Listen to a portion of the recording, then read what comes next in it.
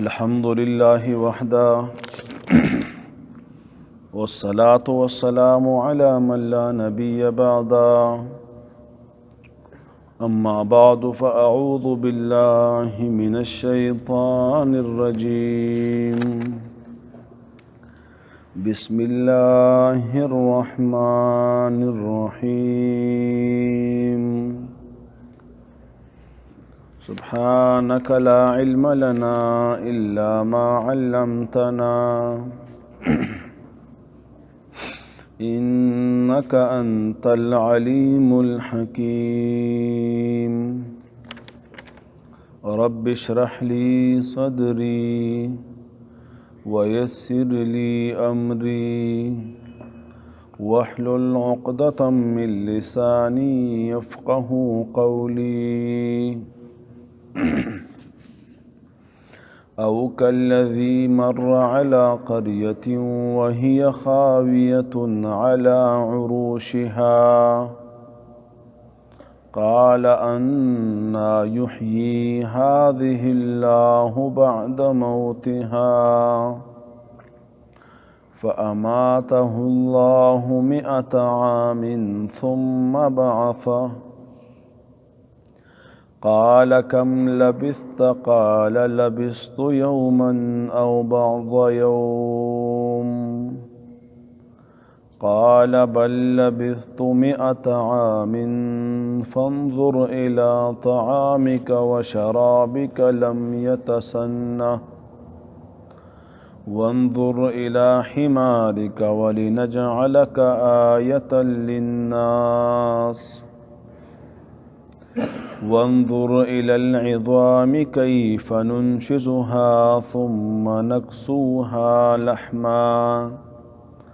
فلما تبين له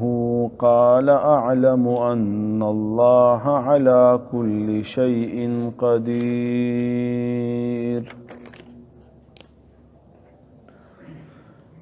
مخکې آیاتونو کې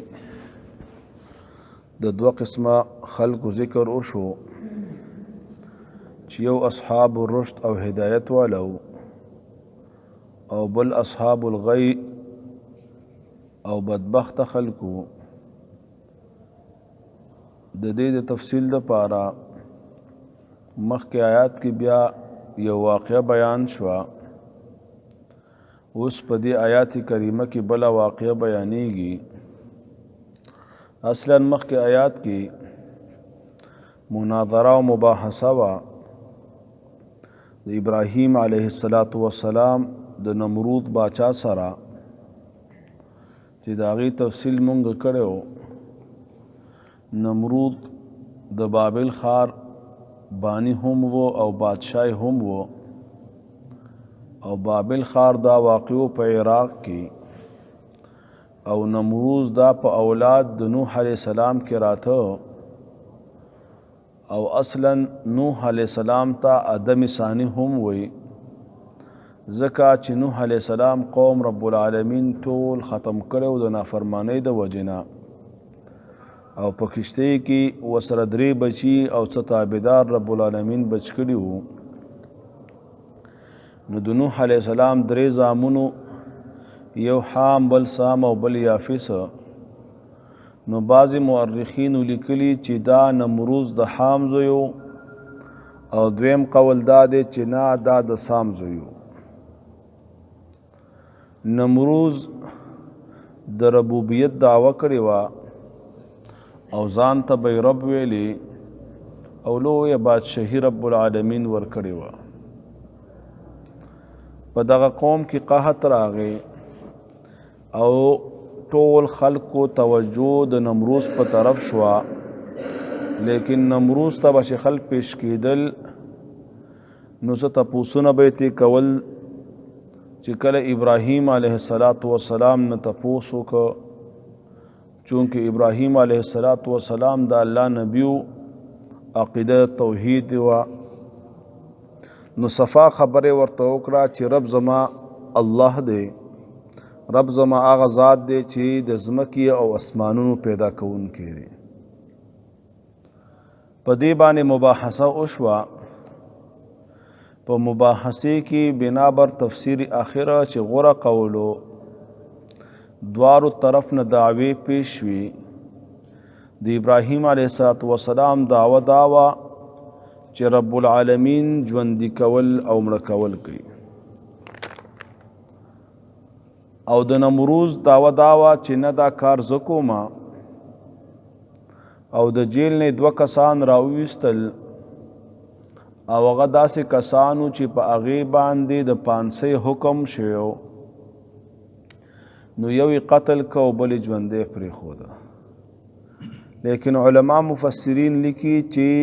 نمروز ډېر بیوقوف سړی و. اصلا دې ته خو مرګ نشي ویلی چې ته یو سړی وولې، مرګ خو دې ته ویلی شي چې د بدن نه روح جدا شي، او د بدن نه روح جدا کېدل خو ډېر سخت کیفیت وي او سخت حالت وي، او دا د رب العالمین په دست قدرت کې دی. او صرف په یو سړی په ګولو وولي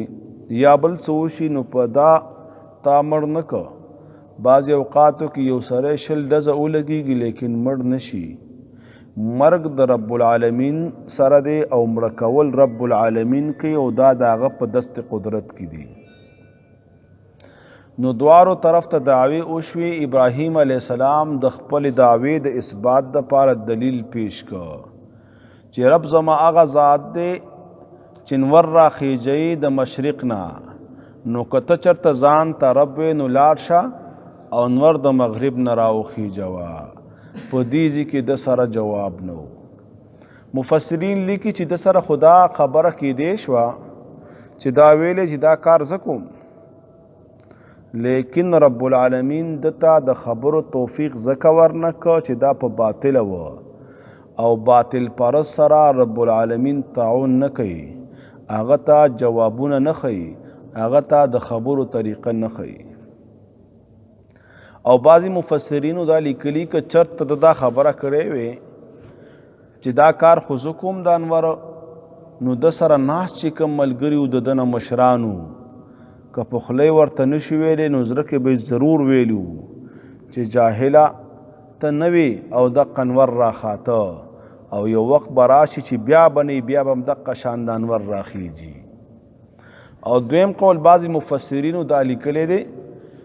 چې د نمروز په زړه کې وي دا خبره تیره شوه که زه ورته ووایم چې دا زه کوم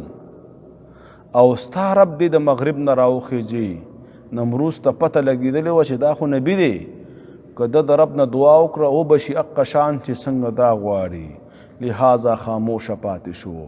او هغه ته جواب ورنه که. نو نور دا په قدرت د الله کې دی، نور د بل چا په قدرت کې نشته. بعضې خلکو کې دا مشهوره ده وي په ملتان کې سخته ګرمي ده او نور راټیټ شوی دی. هلکه وایي دا چا راټیټ کړی دی؟ وایي دا شمس التبریز بابا دلته یو ولی تیر شوی او هغه دا کار کړی دی. نو مونږ ته قرآن دا وایي چې نور په اختیار د الله کې دی، راخیجول او چتول او ښکته کول دا د رب سره دی، دا د شمس التبریز بابا وس نه دی او نه دا د هغه کار دی. بعضې کتابونو قصې لیکلي دي وایي چې شمس التبریز بابا ته د غوښې د پخولو ضرورت شو، کلي کې وګرځېده، سوال یې وکړه چې ما ته اور راکړي زه پرې دا غوښه پخه کړم، لیکن د کلي خلکو انکار وکړه. وایي شمس التبریز بابا غوسه شو، انور ته یې حکم وکړه چې راکوشه. وایي په انور په زور باندې غوښه پخه کړه. نو دا خو بیا ولی نه شو، دا خو ظالم شو چې انور دومره راکوزوي چې غوښه سپی پخیږي. نو دغه وخت کې به نور انسانان نو،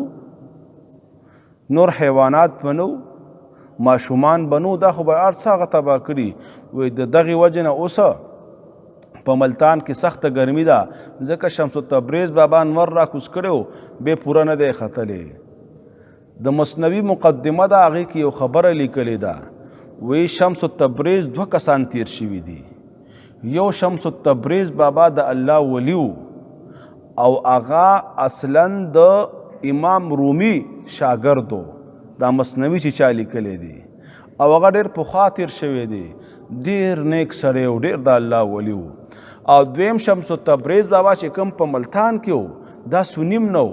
دا شیعه و، او ډیر بیکار او احمق سړی و، ډیر جاهل سړی و، د هغه په مسلمانۍ کې شک دی، نو ولیتوب خو لرې خبره ده، هغه چېرته ولی نه و. د ولی په اختیار کې د نور راښکته کول او د نور راکوزول او په نور باندې د هغه اډر او حکم نه چلیږي. نو نور د رب العالمین په اختیار کې دی او دا دعوه د ابراهیم علیه السلام وه او خبره پیش کړه نمروز ته. نو نمروز د وخت لوی کافرو د ربوبیت دعوی کړې وه، لیکن نور سره نه چیرله او د نور خبره ونه کړه، لیکن نن په 14مه صدۍ کې دا خبرې کیږي. اوس په دې آیات کریمه کې رب العالمین یو بله واقعه بیانوي. مخکې واقعه هغه تعلق ساته د ربوبیت د الله تعالی سره، اثبات د ربوبیت سره چې رب هغه ذات دی د هغې تفصیلي وکړه او د هغې دپاره یې واقعه ذکر کړه. اوس دویمه غټه مسله چې هغه باس بعد الموت دی، د مرګ نه پس دوباره را ژوندي کېدل دي په قیامت او آخرت کې، د حشر دپاره د حساب کتاب دپاره. نو بعضې خلکو دین هم انکار کړی، نو د هغې د اثبات دپاره دویمه واقعه راوړله او دا واقع وی داسې وه چې عزیر علیه السلام چې اکثر مفسرینو دا لیکلی دی او بعضې مفسرینو دا قول هم کړی چې نه دا عزیر نو بلکې یو عام سړی و، او بعضې مفسرینو خو دا خبر هم لیکلی چې دا یو کافر و په لاره باندې تېرېده، لیکن غوره قول دا دی چې دا عزیر علیه السلام و. او دا کم کلی چې و دا بیت المقدس و او دې باره کې نور نومونه بعضې مفسرینو تاریخ والاو لیکلی دي. خو غوره قول دا دی چې دا عزیر علیه السلام دعوت د دین دپاره به ګرځېده، مختلفو علاقو ته به ګرځېده. وایي د مصر نه راوواته روانو چې ګوري یو علاقه ده او د هغې کورونه اول چتونه راغورځېدلي دي او بیا دیوالونه راغورځېدلي دي. نو دا ډېر زیات خفه شو او ارمان یې وکړه چې کاش دا خلکو الله را ژوندي کړي او دا به څنګه را ژوندي شي. هغوی باندې د غم اظهار وکړه، خفګان یې پې ښکاره کړه. او بعضې مفسرین وایي چې عزیر علیه السلام په دې باندې ډېر زیات خفه شو چې دا خلک به څنګه وفات شوي، په کومې طریقې سره به وفات شوي. او بل قول پکې بعضې مفسرینو دا هم لیکلی دی چې عزیر علیه السلام د غم اظهار وکړه په دغه کلي باندې چې دا کلی شار وکاته. او بل قول دا دی چې عزیر علیه السلام ارمان وکړه چې ارمان دا خل را ژوندي شوی وي. او یو بل قول دا دی چې عزیر علیه السلام د الله قدرت عظیم وګڼلو چې ګوره دا کلی دی فنا شوی دی او بیا به رب العالمین په خپل قدرت سره دا را ژوندي کوي، لیکن څه طریقې سره به یې را ژوندي کوي مشاهده یې غوښتله. نو رب العالمین په عزیر علیه السلام باندې مرګ راواسته. مفسرین لیکي چې په دغه وخت کې د عزیر علیه السلام عمر 40 کاله او د سره یو خرو او ورسره سامان د سفرو، زاد او راحله ورسره و د خوراک دپاره. بعضې مفسرین لیکلي چې تازه میوه ورسره وه، څه انګور ورسره و او دقه شان څه انځر ورسره و. او بعضې مفسرین وایي چې نبیز هم ورسره و یا د انګورو سرکه یا شربت ورسره و. روانو دغلته پې رب العالمین امتحان راواسته، د دا خبره وکړه رب العالمین پې حکم وکړه چې مړ شه. بعضې مفسرین لیکي چې دلته دا ستړی شو، دمې دپاره کوشو، خرې وتاړه چې کله څملاستنو اوده شو، په اودو کې تی رب العالمین روح واخیسته. پورا 100 کاله رب العالمین دا مړ کړه. 100 کاله پس رب العالمین عزیر علیه السلام دوباره را ژوندی کړه. رب العالمین ته نه تپوس کوي کم لبسته، څومره وخت یې تیر کړه. عزیر علیه السلام ورته وفرمیل لبست یوما، وایي ما یو ورځ تیره کړه. چې بیا حالاتو ته وکتل او سوچ یې وکړ چې هلکه زه خو د خپل کلي نه سهار راووتم او انور اوچت و او اوس دا د انور په زیړېدو دی، لا انور پوره پرېوتلی نه دی. نو بیا فورا وویل او باز یوم پوره ورځ مې نه تېره کړې بلکې بعضې حصه د ورځې مې تېره کړې ده. عزیر علیه السلام چې دا قول کو دا د په خپل ګمان باندې کاوه،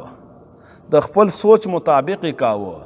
دا په خپل ګمان او سوچ کې رښتونی و. ځکه حالاتو ته یې وکتل، اول یې اکدم ویلي چې یو ورځ مې تېره کړه، بیا چې کله سوچ وکړه چې هلکه زه خو چې راوتم نور اوچت و او دا دی اوس پوره نور نه دی پرېوتی، نو پته لګي چې ما د ورځې بعضې حصه تېره کړې ده، مکمل ورځ مې نه تېره کړې. رب العالمین ورته ارشاد وفرمایه چې تا پوره 100 کاله دلته تیر کړي دي، لیکن خپل بدن ته دې وګوره. د علي کرم الله وجهه قول دی چې رب العالمین اول دته سترګې ورکړي، بدن یې خاورې شوی و، بدن یې خراب شوی و، بعضې علما وایي، او بعضې وایي چې نه د ده بدن محفوظ و، ځکه د انبیاو بدنونه نه خرابېږي. د خر چې کوم بدن و هغه ټوکړې ټوکړې شوی و او سرمن او غوښه ترې نالوتې وه او هډوکي ګډ وډ پراته وو. او بعضې وایي چې نه د ده بدن هم امتحانا الله رب العزت دقل ته خراب کړی و، ځکه دلته اوس د الله قدرت دته خپل قدرت ښیي. او بعضې مفسرین لیکي چې دا رب العالمین ځکه کوي چې د دغې انبیا د الله کامل قدرت وګوري. لکه دقه شان زموږ نبی پاک علیه الصلاة والسلام سره هم شي چې الله ورته کامل قدرت وښوده او د معراج په شپه چې اوږده واقعه ده رب العالمین اسمانونو ته وخېجاوه. په تمامو اسمانونو کې ډېرو انبیاو سره ملاقات وشو، بیا د جهنم په طرف باندې سفر وشو، د جنت په طرف باندې سفر وشو، بعضې خلک عذابونو کې وکتله. دا هر څه د ده پاره کېږي چې د ده په زړه کې معمولي شک هم نه وي، معمولي خیال هم نه وي چې دا خبره کوي پوره یقین سره یې کوي. او بل دا د انبیاو لوی شان دی، دا د انبیاو عظمت شان دی، د انبیاو لوی درجې دي، او دا یو قسم اکرام د دوی کوي رب العالمین چې بعضې داسې ناشنا ناشنا شی نه ورته ښیي. لکه بعضې مېلمه تا کر راشي او په ستا په کلي یا ستا په ښار کې ناشنا ځای وي، نو ته هغه هلته بوځې چکر دپاره، یا تا سره په کور کې داسې یو ناشنا شی پروت وي هغه ورته وښیې او د هغه په خوراک او څښاک کې هم ته پوره د هغه ډېر خیال وساتي. نو دقه شان د انبیا لوی درجو والی رب العالمین د دوی خاص خیال ساتي. نو د باندې رب العالمین مرګ راواسته او 100 کاله پې تېر کړل او 100 کالو نه پس بیا رب العالمین دا را ژوندی کړ. تاریخ والا لیکي چې کله دا د کور نه راواته د ده کور کې یو بچی و چې په دقه وخت کې بچی د ده 60 کاله عمر و او د ده 40 کاله عمر و، یعنې 60 کاله ترې نه خپل زوی کشر و. او د دې په کور کې یوه خادمه وینځه وه او هغه هم د 60 کالو وه. چې کله دا دلته راغی او پوره 100 کاله یې تېر کړل، وایي 10 کاله پس دا وفات و دلته پروت و، د ده بچي واده وکړه، رب العالمین هغه ته بچی ورکړه. بیا چې کله عزیر علیه السلام را برابر شو او د ده چې کوم خر و هغه رب العالمین را جوړ که، او یو عجیبه کار پکې دا شو چې د ده بدن او د خر بدن دا ډېر وخت پس خرابېږي او خاورې کېږي، او چې کوم فروټي او میوه هغه زر خرابېږي. 100 کالو کې رب العالمین د هغې میوې حفاظت کړی او اقصان تازه وه، خرابه شوې نه وه، لیکن د دوی بدنونه خراب شوي وو. هغه بدنونو ته یې وکتله، هغه هډوکي را یوځای شو، هر څه جوړ شو. بیا چې کله دا 100 کاله پس خپل کلي ته لاړه نو خلکو نه پیژانده. د ده په کور کې چې کومه وینځه وه او هغې وخت کې 60 کلنه وه، نو هغه 100 کالو ته رسېدلې وه، هغه 120 کالو ته رسېدلې وه، ځکه چې 100 کاله خو عزیر علیه السلام دلته په مرګ تیر کړي دي او په دغه وخت کې هغه په سترګو ړنده شوې وه. چې کله کور ته راورسېدو نو آبادۍ نه لږې بدلې شوې وي. وایي د دې نه تپوس کړي چې درته د عزیر کور کم یو دی؟ وایي دا په جلا شوه چې ډېر ښایسته نوم دې واخیسته او ډېر وخت پس دې واخیسته، د عزیر کور دا دی خو عزیر دلته نشته. وایي دا ورته چې زه عزیر یم. هغه حیرانه شوه، وی ښه عزیر خو مستجاب الدعوات و د هغه دعاګانې به قبلېدې، خو ډېر نیک سړی و، ما ته دعا وغواړه چې زما سترګې رب العالمین ټیک کړي. هغه ورته دعا وغوښته، رب العالمین د هغې سترګې ټیک کړي. بیا چې کله قوم ته لاړو نو قوم هم نه منله ځکه چې عزیر خو ډېر وخت مخکې تیر شوی دی 40 کاله یې عمر و اوس خو به 140 دي او هغه بوډا سره یو ته نوجوان ته خو داسې ښکاري لکه چې اوس هم د 40 کالو وي او همدغه شان شوي چې په کم حالت عزیر علیه السلام وفات شوی هغه شان رب العالمین راوچت که 40 کاله عمر داسې عمر وي علما لیکي او دغه شان اطبا لکه طب نبوي کې ابن جوزی صاحب او داسې علما لیکي چې د انسان بدن تر 40 کالو پورې د یو ورځ نه بلې ورځ ته ترقي کوي 40 کالو پورې دغه هر اندام ترقي کوي او غټیږي او نمو کوي ښه کیږي لیکن چې کله 40 کالو ته ورسیږي نو د هر انسان بدن بیا ودرېږي بیا چې دا قوي انسان وي مضبوط انسان وي ښه خوراکونه یې کړي او سخته بیماري نه تېره کړي او د خپل بدن خیال یې ساتلی نو ډېر وخته پورې 15 کاله 6 کاله 10 کاله د بدن بالکل ولاړي بیا د هغې نه پس پې زوال شروع شي او که هم انسان یې کمزوری وي نو 40 کالو پورې چې دا ورسیږي نو فورا بیا په زوال شروع شي نو د هر څه برابر و بل نبیو د وخت نو 40 کاله عمر یې و ښه مضبوط و توره ګیره ښایسته تک تور سره ښایسته نوجوان د ده بچې په دغه وخت کې د 120 کالو ځکه چې دا تېراوته د 100 کالو سل ورسره نور جمع کوي نو هغه بوډا شوی او ګیره او ویښته یې سپین شوي وو د ده نمسی هم شوی و د ده د تلو نه 10 کاله پس نو هغه د 90 کالو و نمسی هم سپین ګیری و قوم حیران شو چې دا څنګه عزیر کیدی شي په دغه زمانه کې دا کله چې وران شو دا بخت نصر بادشاه وران کړو تاسو ته ما پرون ویلو چې څلور داسې بادشاهان تیر شوي دي 2 مسلمانان او 2 کافر چې په ټولو دنیا بادشاهي کړې ده یو نمروز او بل بخت نصر دا بخت نصر ډېر کلي د بني اسرائیل وران کړي د دوی نه تورات هم وړی و دوی ډېر زیات خفه دوی کې د تورات حافظ هم بل نه نو دې کلي والا خلکو یو خبره وکړه وی که زه ته چېرته عزیر نو عزیر ته تورات یادو رب العالمین دا چې څنګه مړ کړی او هغه شان یې راژوندی کړی او تورات ورته هغه شان یاد و تورات چې کله تیر که خلک حیران شو یقین وشو چې دا عزیر دی دلته بیا یهودو غلو وکړه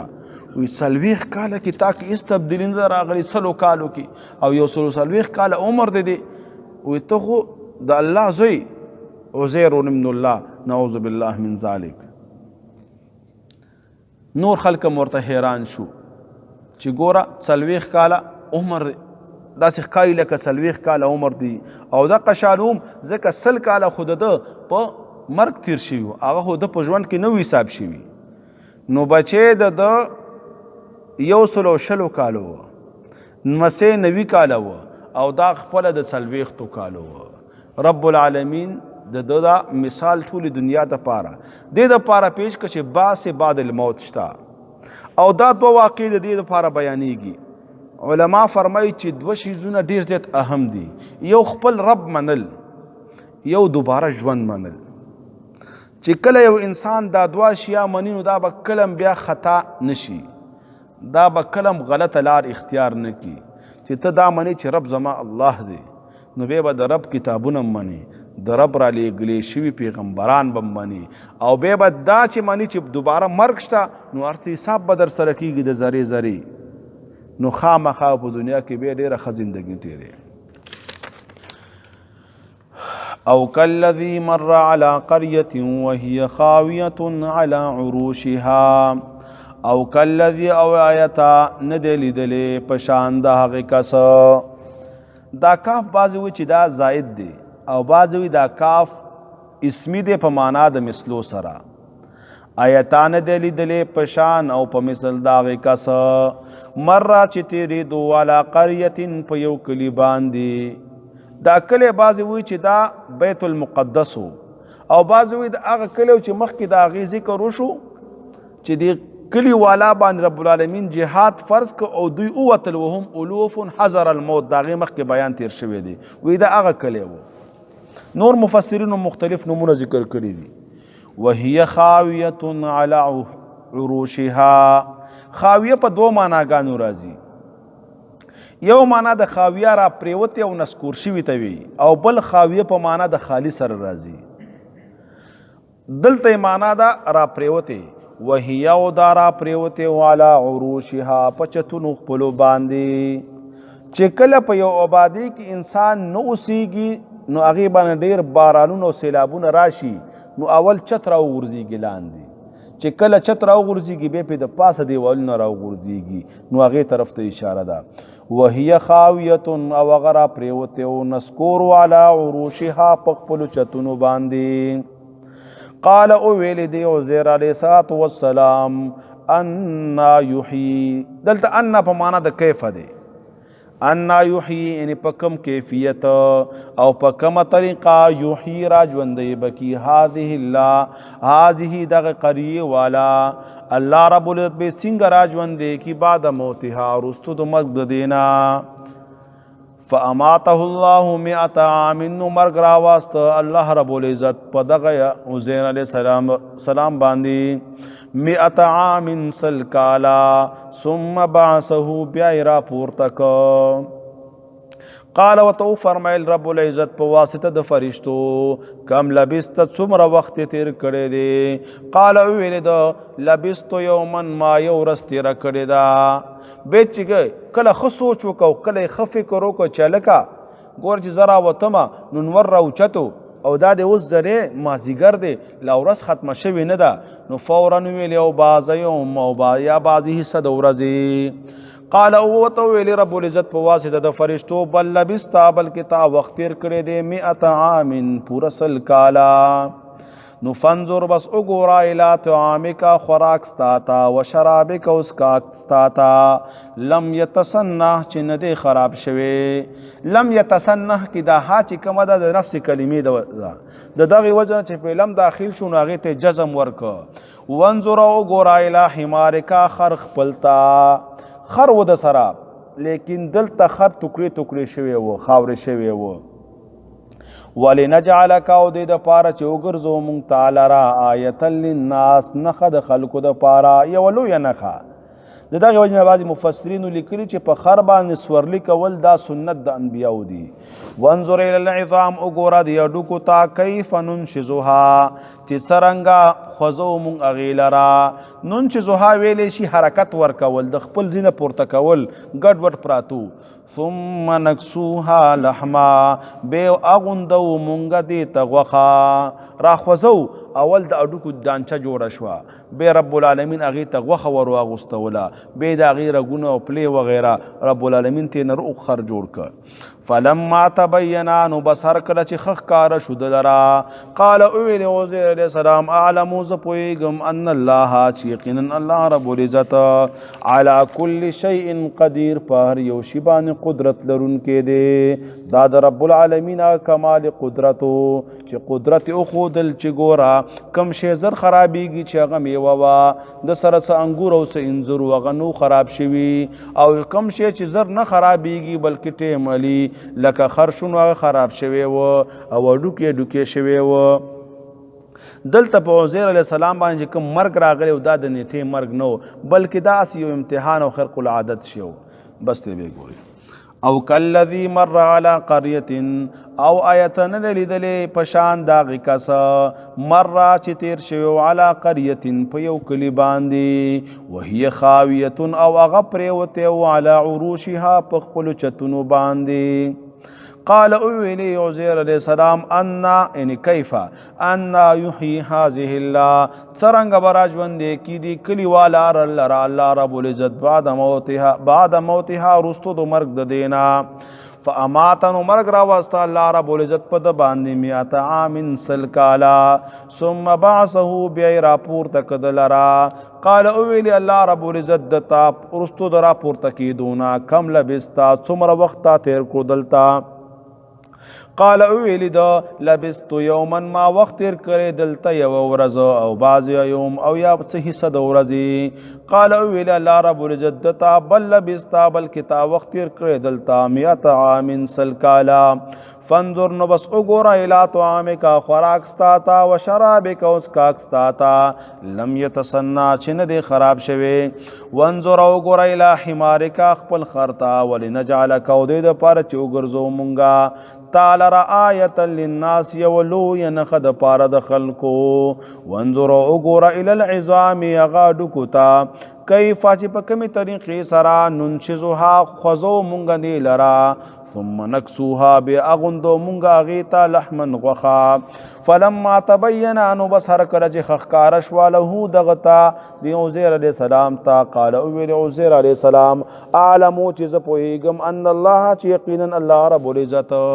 علی کل شیء قدیر په هر یو شي باندې قدرت لرونکی دی وصلی الله تعالی علی خیر خلقه محمد وعلى آله وأصحابه أجمعين اللهم صل على محمد وعلى آل محمد كما صليت على إبراهيم وعلى آل إبراهيم إنك حميد مجيد اللهم بارك على محمد وعلى آل محمد كما باركت على إبراهيم وعلى آل إبراهيم إنك حميد مجيد اللهم ربنا آتنا في الدنيا حسنة وفي الآخرة حسنة وقنا عذاب النار ربنا ظلمنا أنفسنا وإن لم تغفر لنا وترحمنا لنكونن من الخاسرين رب العالمین زمون صغیره کبیره گناهونه معاف کی الہ العالمین زمون نوی او زاره گناهونه معاف کی رب العالمین هغه گناهونه که زمون قصدن شوي او که مونږ په سهون کړي رب ټول ته معاف کی رب العالمین د ملګری ناستې که ملګری څه ضرورت وي حاجت وي څه مشکل وي الہ العالمین ټول ملګرو حاجتونه مشکلات د خپل خزانونو پوره کی رب العالمین د ملګرو که ملګری بیمار وي یا کور کې بیماری وي زنانه بیماران وي نارینه بیماران وي واړه زاړه څوک بیماران وي رب العالمین ټولو ته شفای کامله عاجله مستمره ورنصیب کړي د نیکو اعمالو دپاره او د خپلو خپلوانو د خوشحالۍ دپاره رب العالمین موږ د ګناهونو تمام اقسامونه وساتي رب موږ د ګناهونو تمام اقسامونه وساتي رب العالمین موږ ته داسې اعمال او اخلاق را نصیب کړي چې ته پې خوشحالېږي او ستا رسول پې خوشحالېږي رب العالمین موږ ته داسې اعمال او اخلاق را نصیب کړي چې موږ باندې د جنت د تلو فیصله وشي رب العالمین موږ د هغو اعمالو او اخلاقو نه بچ وساتي چې ته پې خفه کېږي او ستا رسول پې خفه کېږي رب العالمین د هغې اعمالو او اخلاقو نه موږ بچ وساتي چې انسان پې د جهنم مستحق ګرځي رب العالمین په دنیا کې ایمان عظیم نعمت دی تر مرګ پورې دغه ایمان سره موږ قایم او دایم ولري رب العالمین چې کله مرګ راځي رب العالمین مرګ د ایمان سره موږ ته نصیب کړي رب العالمین مرګ د شهادت موږ ته نصیب کړي رب العالمین د مرګ نه مخکې موږ ته ټول ګناهونه معاف کړي رب العالمین مرګ زموږ دپاره یو زیری کړي رب العالمین مرګ زموږ دپاره یو کامیابي کړي رب العالمین مرګ زموږ دپاره یو راحت کړي الہ العالمین چې کله مرګ راځي د عظیمه کلمه زموږ په زبان راوایي چې لا اله الا الله محمد رسول الله صلی الله تعالی علی خیر خلقه محمد وعلى آله وأصحابه أجمعين استغفر الله استغفر الله استغفر الله استغفر الله استغفر الله سلام مرحبا خير سنة جولي تدخلي مرحبا السلام عليكم بخير أليس بخير السلام عليكم السلام عليكم سنة دا سره ډېر غیر ځکه ښه ډېر په مینه نه کېږي السلام علیکم خی جونی کنه ګرمۍ کې بخښه کې ناسته بار بس پته نه د دن شو بس کارونه را ډېر شو ښه اگزام دی ورځ هم لنډې دي یاره دې غریبانو ان شاء الله درس ته کښېنې که نه دې کې به دماغ هم کولاویږي او ان شاء الله دا به تا ته فایده درکوي په هغې کې او دا خو هسې د الله کتاب جزاک الله والد صاحب دې ښه دی هلکه ښکاري نه بلکل کوي دلته خلاور ته لاړه نو تو سره نه تلې ښه دی وکیل یاره اوس مې لږ لږ تعلق سره جوړ شوی دی جی